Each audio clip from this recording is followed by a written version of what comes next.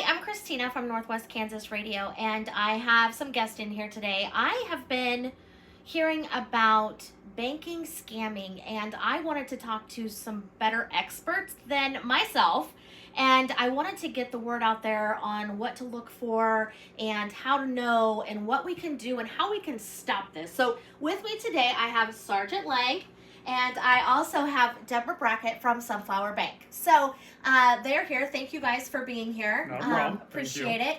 So let's talk about what is, I guess, Debra, when we say banking scamming, what is it?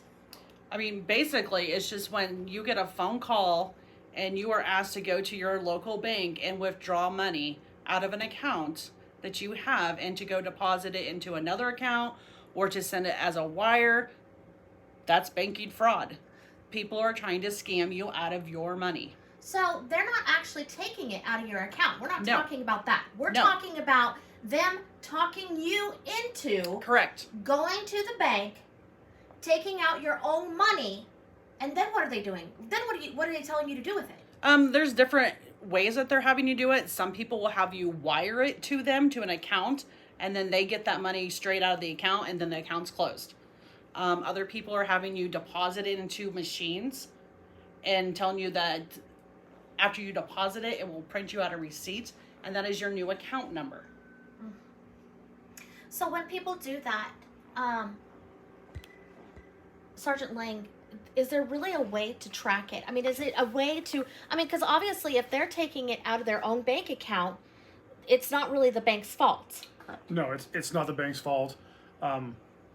One of the cases I've worked lately was, yes, the individual took money out of his own bank account, deposited into a coin deposit type situation, turning it into Bitcoin to withdraw that later on. Sometimes if the money isn't, once it's gone from one account to this new account, if the money's not withdrawn right away, we can sometimes stop that and get that money back. But 9% of the time, as soon as you make that deposit, Mr. Bad Guy's on the other end, and he's withdrawing it as fast as you can put it in. And once he does that, he closes that account. And these could be accounts in like Russia, South Africa, Argentina, Germany, all over the world. Mm-hmm. And here in Colby, Kansas, I'm not going to get a bad guy to come back to Colby, Kansas for prosecution from, like I said, Russia, Ukraine. Even then, like it's hard to track it. It is. If you're just going in and you're throwing it into a coin machine or whatever, you're wiring it somewhere, a lot of the times you can't even track that information. Is that correct? We can try to contact that company. But like, for example, there was same one I'm talking about, I get an email saying just support@email.com. It is such a broad, item to try to contact, to try to send a subpoena to or a search warrant or whatever. It's hard for us to get that information. Right. And nothing comes back. It's a fictitious account or... Right. So this is happening in Northwest Kansas, is happening in our home communities to these people. Correct. Debra, who do you see the people that are targeted? We see people that are 60 and plus. It's that age group that's being targeted. They're being targeted. They are. Now, another thing that you mentioned is that these people know how much money you have. Yeah, it's kind of crazy. Like, for instance, the guy that Jared was talking about yesterday, that was pretty much what the person had. So, literally, they tell you to get the money, and it's pretty much everything. Correct. And, I didn't talk to the gentleman that Jared had talked to. I don't know if he told him how much he had in his account. I don't know what kind of information he gave the guy that was on the phone. So, I don't know. And I think with today's economic times and stuff like that, a lot of these guys are preying on the older people, saying, hey, you have a limited amount of money in your retirement. You send us that. I can quadruple it, triple it, whatever the case may be. You'll have $1 million by next week. You'll be set for the remainder of your life. Your family's going to be set for the remainder of your life, your children, your great-grandchildren. So they're preying on that fear of what's going on in the economic world right now, all the instability and all that. And people are like, yeah, if I can triple my money like this and everything's going to be fine, I'll be set. And next thing you know, they're in my office saying, hey, I just lost $5,000, $10,000, $25,000. Help me. So if someone feels like they may be getting a scam, these people call them.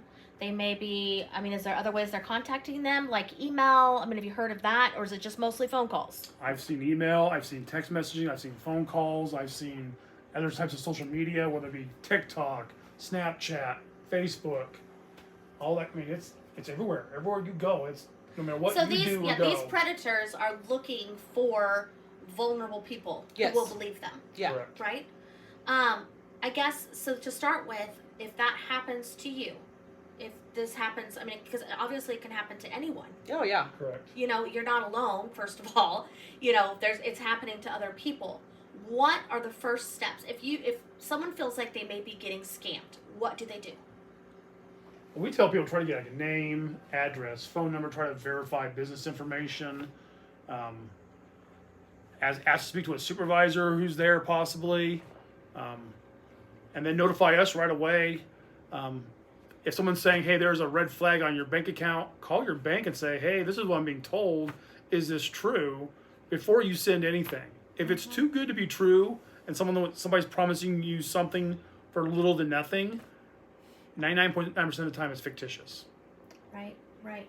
So, you know, at the bank, if I call and I say, hey, like, I don't think this is legit. Like, is that something that you guys will help somebody with if they feel like they're being scammed or they feel like something isn't right? Yes. I mean, those are the same kind of questions that we're going to ask them.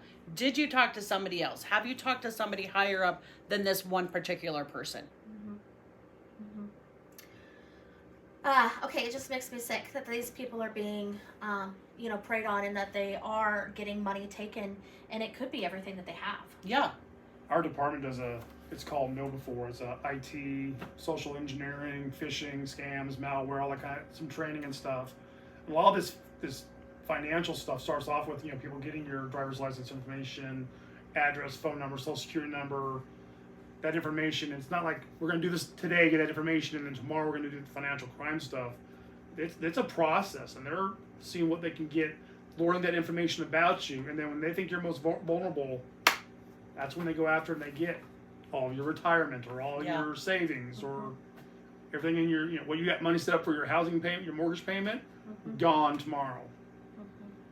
So make sure you're watching your like Trans-Siberian, or not Trans-Siberian, the Equifax, all the credit companies. Yeah. Yeah, for sure.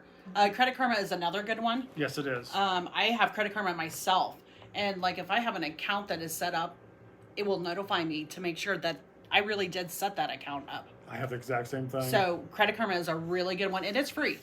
It doesn't take very long to set it up. Sure. So yeah. Well, I appreciate you guys talking to me about this. Now, if somebody wants to know more, like say they want to know more about the type of scams that are out there with banking and what they can do and that kind of stuff, where can they get more information? We have a lot of information down at the police department. We have in the front lobby of the new Justice Center and stuff like that, we have a big rack full of financial crimes, phone scams, all this kind of different stuff.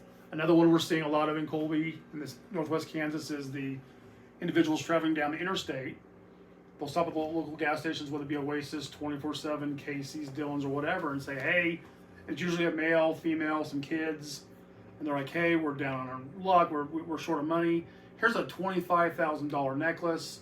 Take that to your local jeweler or pawn shop. Sure. Can you give me like $200 to get down the road? Right. People are like, heck yeah, $25,000 for. Right, and I want to talk to you more about that. We're going to visit that again because Okay. I feel like that is something. It could become something even more, but the banking on money-wise, the scamming-wise, there is information at the Justice Center. You can go in and pick it up. Yep. I'm sure the bank has some. Yeah, call your local bank. I mean, they will talk to you. They will help you out. I've been doing some little seminar type things here in Colby. I went to Fairview Estates and talked to some of them. I'm going to go to the Senior Progress Center. I'm going to do up a big board inside the bank that has all this stuff on there. So yeah, don't hesitate to go to your local bank and talk to them. Right. They don't want you to lose your money. That's why I asked Debra to be here today, because she is dealing with this on a daily basis, just like we are. She has that information. She knows what she's talking about. Well, it's important to know. I mean, and I think it would be embarrassing for somebody you know, to know that that happened to them, but they're not alone. It's happening to other people. So just like with any crime or any, you know, where you don't want to be a victim, it's better to know what to look for and how to not have that happen to you. Yes. Right. Yeah. To Be have the vigilant. tools. Be vigilant. Is all I can say. Right. So It's too good to be true. It usually is. too good to be true. And if you have any idea Doubt that or it reservations. doubt, yes, Yeah, yes, for sure. Make sure you call either a family member or your local bank or the police department. Make sure that you ask somebody for help. So again, Sergeant Lange and Debra from Sunflower Bank, thank you so much for being here. Appreciate it very much. You're welcome. And you guys, again, if you have any questions, please make sure to talk to your local bank or to stop by the police department. Yep.